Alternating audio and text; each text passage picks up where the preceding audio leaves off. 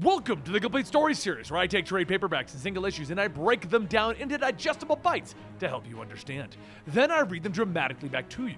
All alterations to the panels, text, and images are to prevent copyright problems, and all art is owned by its respective companies. Today we're going to be covering the next part of our Injustice saga, which I believe off the top of my head is issues 64, 65, and 66. If I'm wrong, I'll make a correction down below. When we last left off, Batman and his daughter, they had gone off to do their own storyline, and we started following the story of Starro becoming a Red Lantern and attacking Oa. Hal Jordan, needing to redeem himself, also got a ring back with Sinestro, and while this whole thing was going on, Booster Gold and Jaime Reyes, the Blue Beetle, they were off to stop Starro directly. Enjoy the battle of the green versus the red.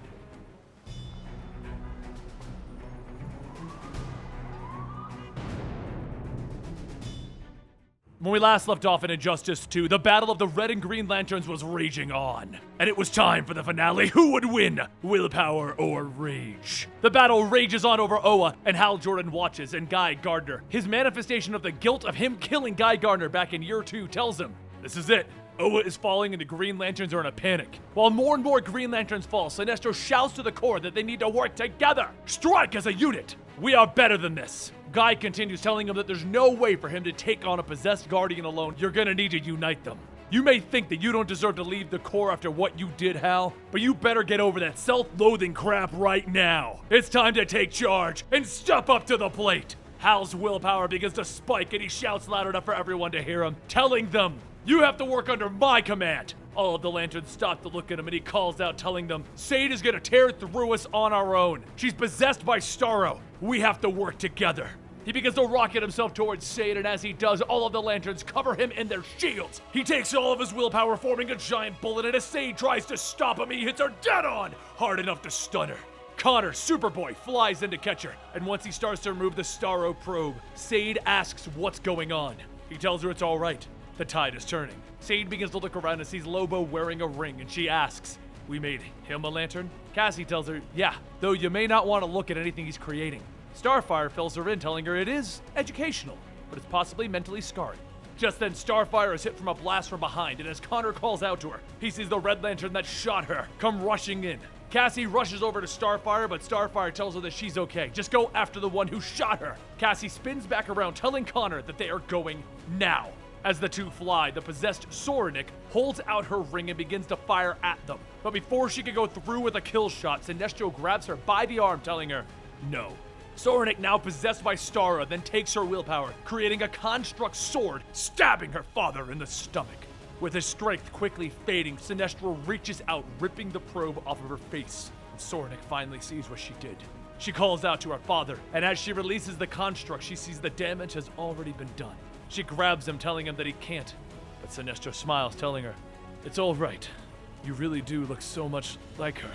You asked what happened to your mother, and I want you to know that I never hurt her. Erin took her own life. However, I was the reason. I'm sorry for not being a better man. As the light fades from Sinestro, his ring slides off, reporting that the Green Lantern of Sector 1417 is deceased, scanning for a new replacement. Soronic takes the ring in her hand and squeezes, but the ring announces that the replacement has already been activated. It's starting to shine brighter. Back with Connor and Cassie, Connor reaches out shouting for the Red Lantern to wait, and he grabs him by the leg, pulling him back. The Red Lantern starts to flail, shouting, we'll hurt you! And Cassie struggles to control him, telling him no, he's coming back to Oa to face trial. The Red Lantern pulls an arm back to attack, but his ring tells him it's a proximity alert. He stops fighting, looking around, and Cassie asks, are they still fighting? And Connor tells her no, there's something coming. There are a lot of things coming, and they're coming fast. Get ready! The Red Lantern frees himself, yelling as a mechanical drone comes by, asking, what are they? I will rip! But before he can finish his sentence, the drone punches through the side of his head with a loud crunch. Still, with his body attached, the drone looks up at Connor and Cassie, and they see the massive force behind them, led by none other than Brainiac. The drones begin to swarm around, grabbing Connor, but try as he might, the drones begin to overwhelm him. He releases a heat vision blast, ripping the head off of one drone, but another reaches out for his air mask, telling him that he will cease his struggling. The drone pulls back, taking the mask off, and as Cassie fights with her drone, she rips the arm off the drone that took Connor's mask. Cassie tells Connor to hang on. She just got his mask right. And then there's a crushing sound as the severed arm off the drone starts to crush the mask within its hand. She shouts to Connor that it's gonna be okay. They can share! But just then another drone lunges forward, punching and destroying her mask, leaving both of our heroes without air. As the two begin to float, a voice tells them that they are without oxygen. They will die. There is air aboard the ship. Come. Connor and Cassie look at each other, and now with no other choice, they fly towards the giant floating skull that is Brainiac's ship. The mouth opens up, and as the two head inside, the hatch is closed and there's a loud scream. Meanwhile, over with the Green Lanterns, just as Connor said, the tide is starting to turn in their favor, and the Red Lanterns' numbers are slowly beginning to drop. Atrocitus yells to his lanterns that the battle is over. Time to pull back. Blaze flies over, telling them that their enemies are dying. They are so close to victory. Dexter tells her they have lost. And Atrocitus grits his teeth, shouting, "This is no loss. We still have Starro, and Sinestro is dead. Our enemy is gone, and we have hurt the Guardians and thinned their core. The rest will suffer another day. Our rage will be fueled by what they have lost today." As all of the Red Lanterns begin to retreat, Hal says that they did it. They actually did it. And Guy tells him, "Don't go patting yourself in the back too hard. What are you here for? Redemption?" Hal tries to form words, but the Guy Gardner manifestation cuts him off, telling him, "Nah, you screwed up way too much. There's no redemption for you." Hal asks him, "What is there then?" And Guy tells him, "There's really only tomorrow. But tomorrow, maybe you'll learn to have not aligned yourself with genocidal dictators who, you know, convince you to murder your friends. I'll see you later, Hal." With that, the manifestation fades away, and all of the lanterns except for Hal return to Oa, leaving him to his own thoughts. Back over with Brainiac's ship, Brainiac stands over Connor, telling him that there are very few things that he does not understand. Rare in fact, but I have some questions. Connor tries to break free of his restraints, calling out to Cassie, but completely ignoring him. Brainiac tells him that he has been watching from a distance, waiting for Oa to fall. "I was ready to take control of the main city for my collection, but the Guardians and their core have managed to defeat their attackers. Currently, I have no desire to take the Guardians head-on directly. At least, not today." Connor shouts, asking, "Where is Cassie?" And Brainiac tells him that he has no need for her. She held no mysteries. She is gone. Connor screams, "No!" And he blasts into Brainiac, but Brainiac pushes through, punching him, telling him, "Cease that at once! Attempt that again and I shall remove your eyes." Brainiac then grabs Connor by the chest, asking, "Why do you wear that symbol? It is Kryptonian and Krypton is gone." A small orb begins to come down, and Brainiac goes on telling him that this is the last city of Krypton. Nothing is supposed to have continued beyond what my intellect has consumed. Connor laughs, telling him, "Yeah, maybe you're not so smart then." Brainiac tells him, "I've heard stories of a surviving Kryptonian. I believed these stories to be a desperate ramblings of a dying being. That was until I saw him. He himself isn't Kryptonian. You are something else. You are from Earth. The Kryptonian is on Earth as well, isn't he? The last drone sent to Earth was lost. Soon another will be sent, and that Kryptonian will be found." Connor tells him, "Is that right? Well, I hope you do find Superman. You deserve to destroy each other." After a few wires disconnect from Brainiac's back, he tells Connor that he has finished analyzing him. He is not Kryptonian. Your heart is, but it belonged to another. The rest of you is engineered. You are not born, you are corruption. I have no more use for you."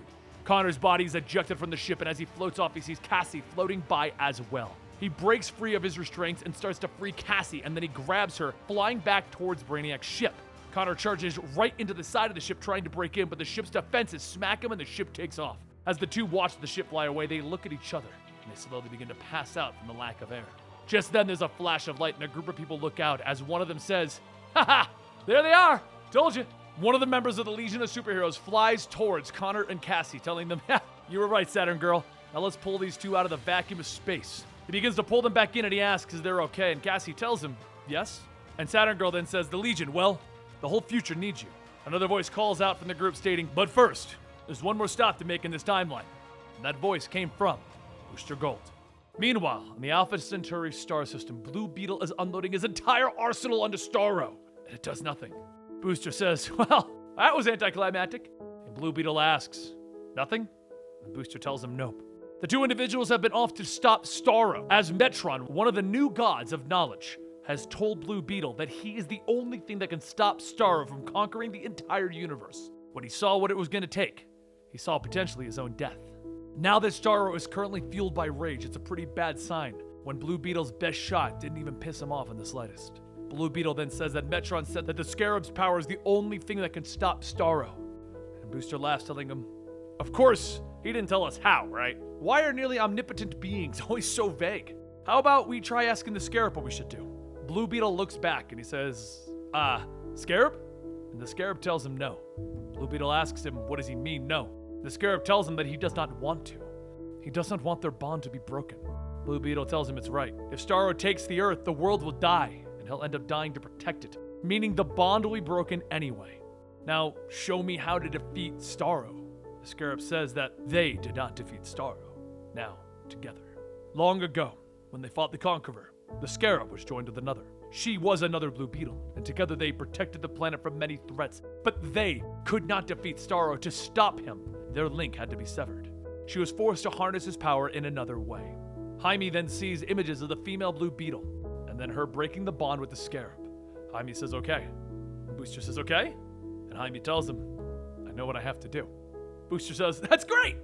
And Jaime tells him, yeah, it's great. Booster then asks, am I coming with?